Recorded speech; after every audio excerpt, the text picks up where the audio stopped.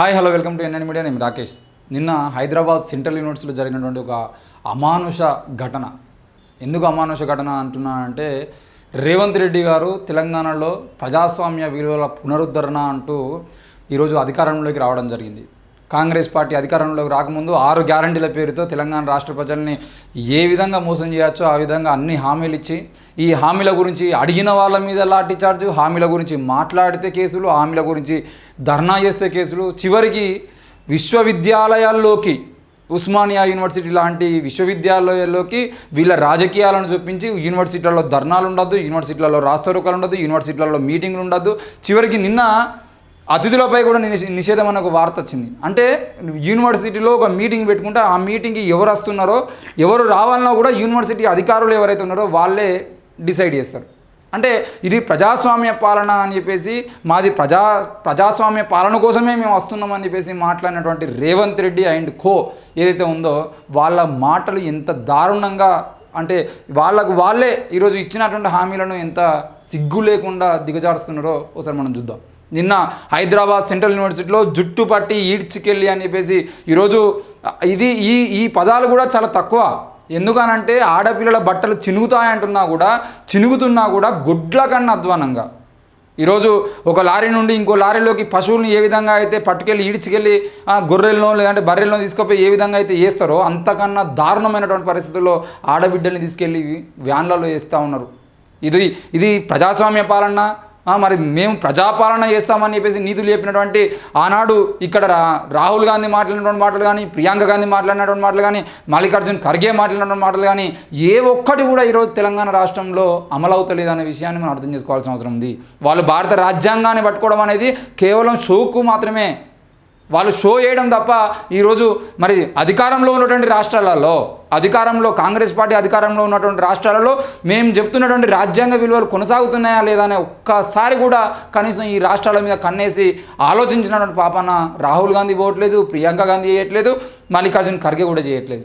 మరి ఈరోజు మేము ప్రజాస్వామ్య పాలన చేస్తామని చెప్పేసి, అంటే ఈ వార్త చదువుకునే ముందు ఒకసారి after 6 guarantees Revanth Reddy 7th guarantee to now under question అని చెప్పేసి ఒక వార్త చూద్దాం. ఇదేమి ఎన్ఎన్ మీడియాలో మేము రాసినటువంటి వార్త కాదు, తెలంగాణ టుడే పత్రికలు రాసింది. కేవలం తెలంగాణ టుడే కాదు, ఆ రోజు మొత్తం అన్ని పత్రికలలో వచ్చినాయి. తమ్మినేని వీరభద్రం లాంటి కమ్యూనిస్ట్ నాయకులు కూడా ఈ 7th గ్యారంటీ మీద మాట్లాడడం జరిగింది. రేవంత్ రెడ్డి ఏమన్నాడు ఆ రోజు? 7th guarantee restoration of democratic values in Telangana. అంటే మేము తెలంగాణ రాష్ట్రంలో ప్రజాస్వామ్య విలువల్ని పునరుద్ధరిస్తామని చెప్పేసి మాట్లాడాడు.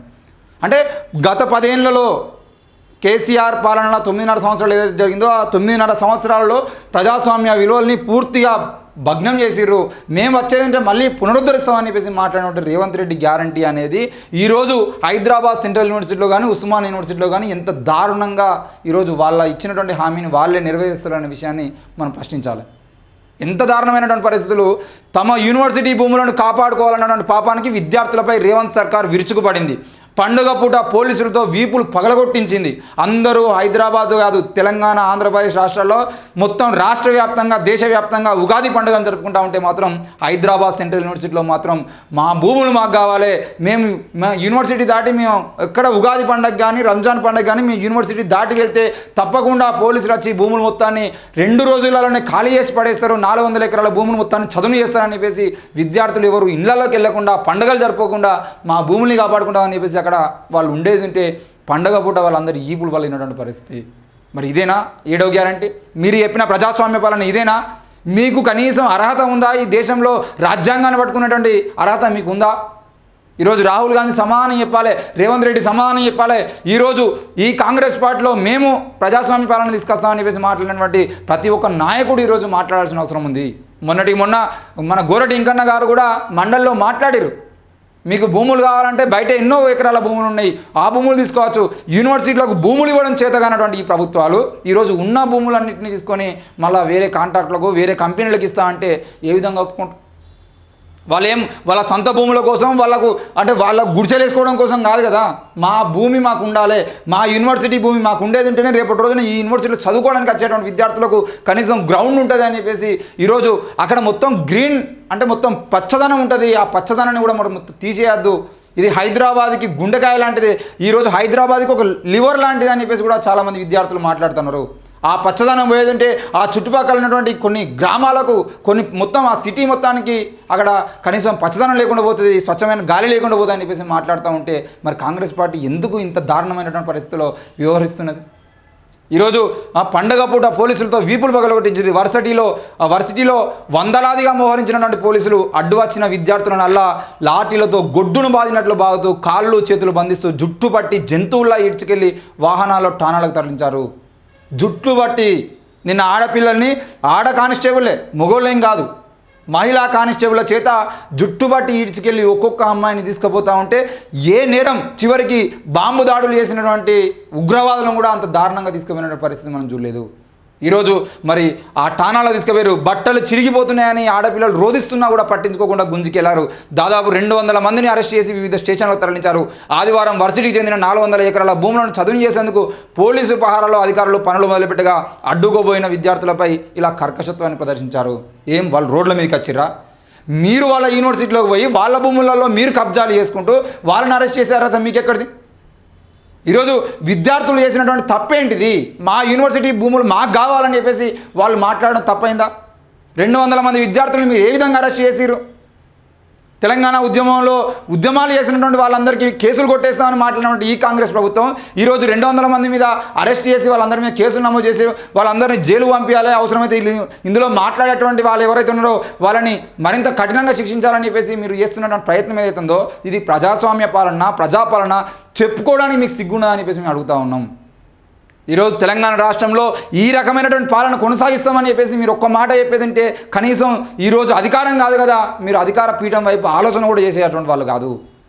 తెలంగాణ రాష్ట్రంలో అప్పటికే కేసీఆర్ చేస్తున్నటువంటి అరాచక పాలనని మీరు అడ్డు పెట్టుకొని ఆయన మీద దుమ్మెత్తిపోసి మీరు అధికారంలోకి వచ్చారు తప్ప మీరు ఇట్లాంటి వ్యక్తులు అని చెప్పేసి తెలిసేది ఉంటే ఈరోజు అధికారంలో తీసుకొచ్చే వాళ్ళు కాదు. నిన్న ఒకవైపు ఏమో 200 మందిని అరెస్ట్ చేసి వీళ్ళని గుడ్లను బాదినట్టు బాదుతూ ఉంటే మంత్రులు, ఎమ్మెల్యేలు, ముఖ్యమంత్రితో సహా ఉగాది పండుగ చేసుకుంటూ ఇంకా 3 పర్యాయాల పాటు ఈయనే ఉంటాడు ముఖ్యమంత్రి. నువ్వు ఉంటావు ముఖ్యమంత్రి ఇంకా 3 ఏళ్ళు, ఇంకా 15 ఏళ్ళు. ఆ ఉగాది పండుగ రోజు జోక్యం ఎవరైతే ఆ జాతకం చెప్తున్నారో ఆ జాతకం చెప్పేటందుకంటే కన్నా కనీసం బుద్ధి ఉందా అనే విషయాన్ని మేము ప్రశ్నిస్తూ ఉన్నాం. ఇంకా 3 పర్యాయాలు రేవంత్ రెడ్డి ముఖ్యమంత్రి అట. ఏం నీకు పైసలు ఇచ్చేదంటే ఏ జాతకం పడితే ఆ జాతకం చెప్తావా? తెలంగాణ రాష్ట్ర వ్యాప్తంగా ప్రజాస్వామ్యాన్ని మొత్తం కూని చేస్తున్నటువంటి ఈ కాంగ్రెస్ ప్రభుత్వం మళ్ళీ అధికారంలోకి రావడమే గగనంరా బాబు అని అంటే నువ్వు జాతకం చెప్పి ఇంకా 15 ఏళ్ళు మొత్తం రేవంత్ రెడ్డి ఉంటాడు. బీఆర్ఎస్ భవన్లో ఒకడు ఒక పాట పాడతాడు, కాంగ్రెస్ భవన్లో ఇంకో పాట పాడతాడు, బీజేపీ భవన్లో ఇంకో పాట పాడతాడు. వచ్చే 5 ఏళ్ల తర్వాత మీదే అధికారాన్ని వాడిని చెప్తాడు, వచ్చే 5 ఏళ్ల తర్వాత మీకే అధికారాన్ని కేసీఆర్ చెప్తాడు, రేవంత్ రెడ్డికి ఇంకా 15 ఏళ్ళు నువ్వే ముఖ్యమంత్రి అని చెప్తాడు. ఇక్కడ విద్యార్థుల్ని చంపుతూ ఉంటే, విద్యార్థులను జుట్టుబట్టి తీసుకెళ్లి పోలీస్ స్టేషన్లో వేస్తూ ఉంటే, విద్యార్థుల జీవితాలను నాశనం చేస్తూ ఉంటే, యూనివర్సిటీ భూముల్ని యాగం చేస్తూ ఉంటే మళ్ళీ 15 ఏళ్ల పాటు వీడి అధికారంలో ఉంటాయని చెప్పడానికి మీకు సిగ్గు లేకపోతే కనీసం ఇనటోనికైనా ఉండాలి కదా. ఈరోజు తెలంగాణ రాష్ట్రంలో యూనివర్సిటీలకు మొన్న చాకలి ఐలమ్మ పేరు మీద మేము యూనివర్సిటీ అంటే చాకలి ఐలమ్మ పేరును ఒక యూనివర్సిటీకి పెట్టి వీళ్ళు దాన్ని గొప్పతనంగా చెప్పుకుంటా ఉన్నారు. అరే నీకు దమ్ముంటే, నీకు చేతనైతే, నీకు నిజంగానే తెలంగాణ వీరవనిత చాకలి ఐలమ్మ మీద అంతగానం ప్రేమ ఉంటే దమ్ముంటే ఒక 1000 ఎకరాలు ప్రకటించి 1000 ఎకరాల్లో యూనివర్సిటీ పెట్టామే పేరు మీద ఉన్నటువంటి కోటి మహిళా కళాశాలకి మహిళా యూనివర్సిటీగా మార్చి ఆ మహిళా యూనివర్సిటీకి పేరు మార్చిరు తప్ప మీరు వీకిందే ఉన్నది. ఉన్న యూనివర్సిటీకి పేర్లు మార్చడం నువ్వేందా చేసేది? కొత్త యూనివర్సిటీలో వాళ్ళ పేర్ల మీద తీసుకురా మీకు చేతనైతే. అంటే యూనివర్సిటీలు కట్టడం చేత కాదు, యూనివర్సిటీలు తీసుకురావడం చేత కాదు, యూనివర్సిటీలో భూములు చేయడం చేత కాదు, యూనివర్సిటీలో విద్యను మొత్తం భ్రష్టు పట్టిస్తూ ఉన్నారు. ఆ భ్రష్టు పట్టించడం కాకుండా ఉన్న భూముల్ని కూడా లాక్కొని మీరు ఏం చేద్దాం అనుకుంటున్నారు? ఈరోజు విద్యా వ్యవస్థ ఎంత సర్వనాశనం చేయడానికి మొన్న తీన్మార్ మల్లన్న గారు కూడా మన మండలిలో మాట్లాడారు కదా. ఇక్కడే ఉన్నటువంటి ఎమ్మెల్సీల పేర్లతో చెప్తా ఉన్నా ఈ ఎమ్మెల్సీలకే ప్రైవేట్ విద్యా సంస్థలు ఉన్నాయి, వీళ్ళు ప్రభుత్వ విద్య గురించి ఏం మాట్లాడతారని చెప్పేసి మాట్లాడాను కదా. ఒక్కొక్క కార్పొరేట్ స్కూల్కు కనీసం గ్రౌండ్ ఉండలేదు, కనీసం పార్కింగ్ ఉండలేదు, ఒక్కొక్క స్కూల్ ముందట యాక్సిడెంట్లు అవుతా ఉన్నాయి, ఒక్కొక్క స్కూల్కు కనీసం బిల్డింగ్లో వస్తువులు లేవు. మొత్తం జైళ్ళలో విద్యార్థులను బంధించినట్టు జైళ్ళలాగానే ఒకటే బిల్డింగ్ ఉంటుంది, ఆ బిల్డింగ్నే యూనివర్సిటీ ఉంటుంది, ఆ బిల్డింగ్నే కాలేజ్ ఉంటుంది, ఆ బిల్డింగ్నే స్కూల్ ఉంటుంది. కనీసం విద్యార్థులకు గ్రౌండ్ ఉండట్లేదు. అట్లాంటి పరిస్థితులు ఈరోజు ప్రైవేట్ విద్యాసంస్థలు తీసుకొస్తూ ఉంటే ఉన్న యూనివర్సిటీ భూములు కూడా మీరు లాక్కొని వీటిని కూడా జైలులాగా మార్చేయడానికి ప్రయత్నం ఎవరు చేస్తూ ఉన్నారు? అసలు ఎవరి కోసం చేస్తూ ఉన్నాను? ఈరోజు ఎవరు అడిగిరు నీ 400 ఎకరాల భూమిని ఎవరి కోసం బయటకు ఇస్తా ఉన్నాను? ఉస్మాన్ యూనివర్సిటీలోనేమో మీటింగ్లు పెట్టుకోవద్దు, ఉస్మాన్ యూనివర్సిటీలోకి గెస్టులు రావద్దు, ఉస్మాన్ యూనివర్సిటీలోకి ఎవరు వస్తున్నారో ఎవరు పోతున్నారో మీకు ముందే సమాచారం ఇవ్వాలి. ఈరోజు హైదరాబాద్ సెంట్రల్ యూనివర్సిటీలో ఉన్నటువంటి భూములు మొత్తాన్ని మీరు తీసేసుకుంటూ ఉంటారు. అంటే మొత్తం తెలంగాణ రాష్ట్రాన్ని కేసీఆర్ పాలించిన దానికన్నా అధ్వానంగా ఏడాదిన్నరలోనే, ఇంకా ఏడాదిన్నర కాకముందే మీరు మొత్తం పూర్తి స్థాయిలో భ్రష్టుపరుస్తూ ఉన్నారు కదా. 400 ఎకరాల భూమిని ఎవరి కోసం చదువు చేస్తూ ఉన్నావు? అసలు వందలాది మంది పోలీసులు యూనివర్సిటీలోకి రావడానికి మీకెవరు పర్మిషన్ ఇచ్చిండు? యూనివర్సిటీల భూములను లాక్కుంటూ యూనివర్సిటీ విద్యార్థులనే మీరు అరెస్ట్ చేసి జైల్లో పంపిస్తూ ఉంటే మరి యూనివర్సిటీ విద్యార్థులందరూ ఏడికి పోవాలి? ఈరోజు విద్యార్థులు చచ్చిపోతూ ఉంటే మాట్లాడడం చేత కాదు, విద్యార్థులు ఆత్మహత్య చేసుకుంటూ ఉండేదంటే ఆ ఆత్మహత్యలకు కారణమైనటువంటి ఆ వీసీని ఆనాడు అప్పారావు అనే వ్యక్తి రోహిత్ వేముల చావు కారణమైతే వాడిని అరెస్ట్ చేయడం చేత కాలేదు. కానీ ఈరోజు ఈ విద్యార్థులు మా భూములు మాకు కావాలని చెప్తే అరెస్ట్ చేసి తీసుకుపోయి జైలు ఇస్తూ ఉంటారు. ఈ దేశంలో నేను చెప్తా ఉన్నా, ఈ దేశంలో ప్రజాస్వామ్యాన్ని అత్యంత దారుణంగా కూని చేసింది ఏదైనా ఉండాలని కాంగ్రెస్ ప్రభుత్వం, బీజేపీ ప్రభుత్వం కన్నా అత్యంత దారుణంగా ఈ దేశంలో ప్రజాస్వామ్యాన్ని కూని చేస్తున్నది కాంగ్రెస్ ప్రభుత్వం. బీజేపీ వాళ్ళ క్లియర్ ఎజెండా ఉన్నది, మేము హిందుత్వ రాష్ట్రం చేయాలని చెప్పేసి. కానీ కాంగ్రెస్ ప్రజాస్వామ్య ముసుగులో ఈ దేశంలో రాజ్యాంగం పేరుతోని ఈ రాజ్యాంగాన్ని సంకనాకిస్తూ ఉన్నది కాంగ్రెస్ ప్రభుత్వం. మరి ఈ కాంగ్రెస్ ప్రభుత్వం 200 మంది పైగా విద్యార్థుల మీద అరెస్టులు చేయడం ఏదైతే ఉందో మీకు ఎవడిచ్చిన అర్హత? మీరు యూనివర్సిటీలోకి వందలాది మంది పోలీసులు యూనివర్సిటీలోకి పోవడానికి మీకు ఎవరు ఇచ్చిన ఆ అర్హతలు ఇచ్చిండు? యూనివర్సిటీ దాటి విద్యార్థులు బయటకు వస్తే అరెస్ట్ చేస్తారు, వాళ్ళ యూనివర్సిటీలో వాళ్ళ భూములు వాళ్ళు కాపాడుకుందని చెప్పేసి అడ్డుకుంటే అరెస్ట్ చేస్తారు. ఎంత దారుణమైనటువంటి పరిస్థితులు. ఒక్కొక్క విద్యార్థిని తీసుకెళ్ళి అరెస్ట్ చేస్తూ ఉంటే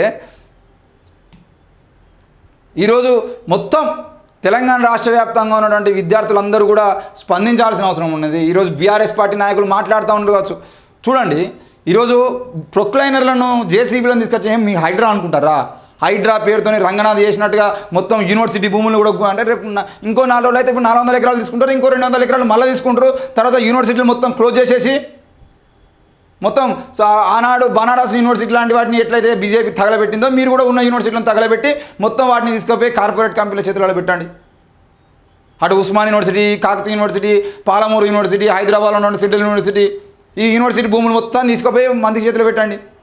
మాకు చేత కాదు, మా ప్రభుత్వాన్ని నడపడం చేత కాదు, విద్యను మేము గొప్పగా తీసుకురావడం మాకు చేత కాదు, విద్యా వ్యవస్థను మొత్తం నాశనం చేయడమే మా ఎజెండా అని చెప్పేసి ఉన్న భూములను తీసుకుపోయి వాళ్ళ చేతిలో పెట్టండి. విద్యార్థుల అంగీలు చింపడము, వాళ్ళ గాయాలు అవ్వడము. ఈరోజు వాళ్ళ అయినటువంటి గాయాలు రక్తం రాలేకుండా గాయాలైనాయి కాబట్టి వాళ్ళు చూపించడానికి కనబడడానికి లేదు. కానీ ఈరోజు ఒక్కొక్క విద్యార్థికి పక్కటెముకలు నొప్పులు ఇస్తూ ఉన్నాయి. ఈరోజు మేము ఆ యూనివర్సిటీ విద్యార్థులతో మాట్లాడుతూ ఉంటే కనీసం మాట్లాడడానికి కూడా రాలేనటువంటి పరిస్థితుల్లో గొంతులు మొత్తం మూగిపోయినటువంటి పరిస్థితులు కనబడుతూ ఉన్నాయి.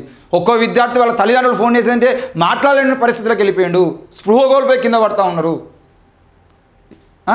ఈరోజు విద్యార్థులు హైదరాబాద్ సెంట్రల్ యూనివర్సిటీలోనే ఈ విధమైనటువంటి దారుణాలు జరుగుతూ ఉంటే ఇక మామూలు యూనివర్సిటీలలో పరిస్థితి, రేపటి రోజున మామూలు యూనివర్సిటీలో ఏదైనా భూముల గురించి మాట్లాడితే వీళ్ళ పరిస్థితి ఇంకెంత దారుణం ఉంటుంది. ఇక్కడ సెంట్రల్ యూనివర్సిటీ కాబట్టి కనీసం వివిధ రాష్ట్రాల నుండి వివిధ దేశాల నుండి వచ్చిన విద్యార్థులు ఉంటారు అని చెప్పేసి ఎంతో కొంత ఆడ దేశవ్యాప్తంగా పోతుంది, అవసరమైతే అంతర్జాతీయ వ్యాప్తంగా ఇష్యూ బయటికి పోతుంది అని చెప్పేసి కనీసమైనటువంటి పరిస్థితులు ఉంటాయి కావచ్చు. కానీ ఇక్కడ ఉన్నటువంటి విద్యార్థుల పరిస్థితి ఏంది?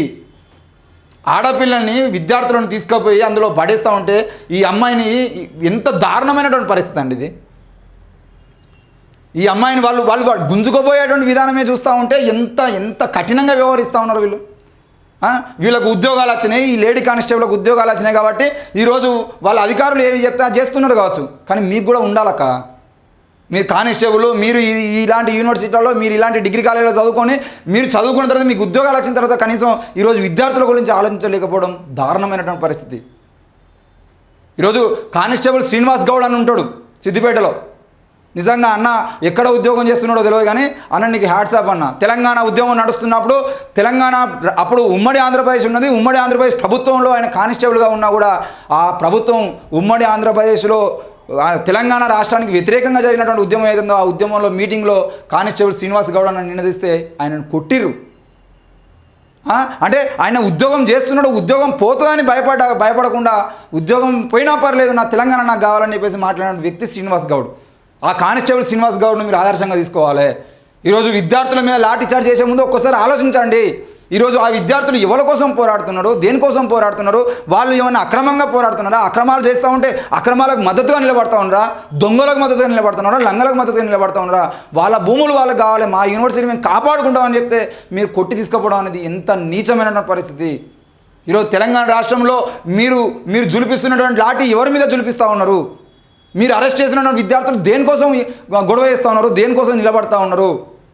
ఈరోజు ఉన్న యూనివర్సిటీలు మొత్తాన్ని ఖాళీ చేసుకుంటూ పోతే యూనివర్సిటీలు మొత్తాన్ని తీసుకుపోయి బయటపడేస్తూ ఉంటే మొన్న కూడా ఇద్దరు వ్యక్తులు గెలిచిర్రు ఏంటి ఎమ్మెల్సీలుగా. మరి గెలిచినటువంటి వ్యక్తులు దేనికోసం?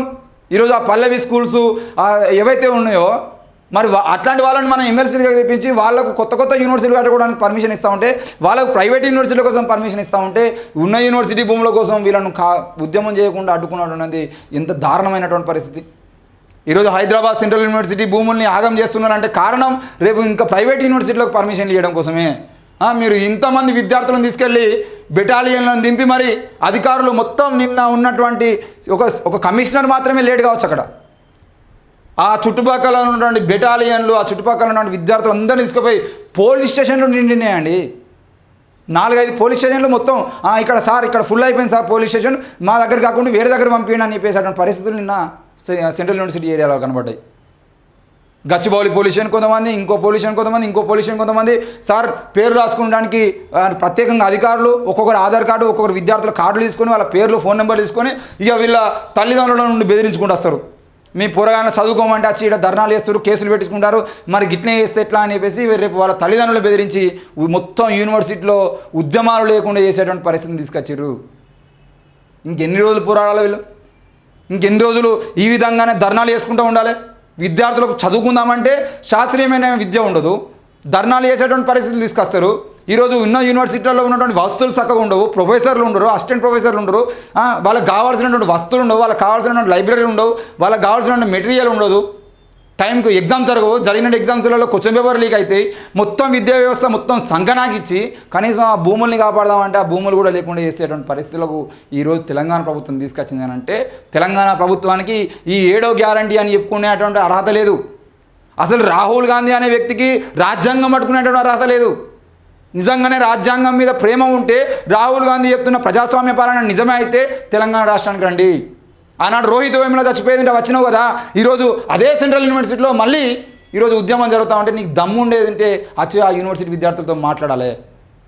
ఏడవేణవు నీకు కనబడతలేదా? రాహుల్ గాంధీని ట్యాగ్ చేసి ట్విట్టర్లో పెట్టట్లేదా? మరి ఈరోజు ఎందుకు స్పందిస్తలేడు రాహుల్ గాంధీ? దయచేసి రాహుల్ గాంధీ స్పందించాలి. రేవంత్ రెడ్డి చెప్పిన ఈ ప్రజాస్వామ్య విలువల పునరుద్ధరణ మాట ఏదైతే ఉందో ఆ మాట కట్టుబడి ఉండాలా. ఈరోజు హైదరాబాద్ సెంట్రల్ యూనివర్సిటీ భూముల్ని ఒక్క ఎకరం భూమి కూడా, ఎకరం కాదుగా గుంట భూమి కూడా వేరే ప్రైవేట్ వ్యక్తులకు ఇస్తామంటే ఒప్పుకునేది లేదు. ఎట్టి పరిస్థితుల్లో ఈ ఉద్యమానికి ఎన్ఐ మీడియా మద్దతుగా నిలబడుతుంది. తప్పకుండా ఆ విద్యార్థుల మీద కేసులు నమోదు చేస్తే మాత్రం కేసులు కొట్టివేసేంత వరకు మరి ఆ విద్యార్థులకు అండగా నిలబడేటువంటి ప్రయత్నం చేస్తాం. చూస్తూనే ఉండండి ఎన్ఐ మీడియా. Thank you.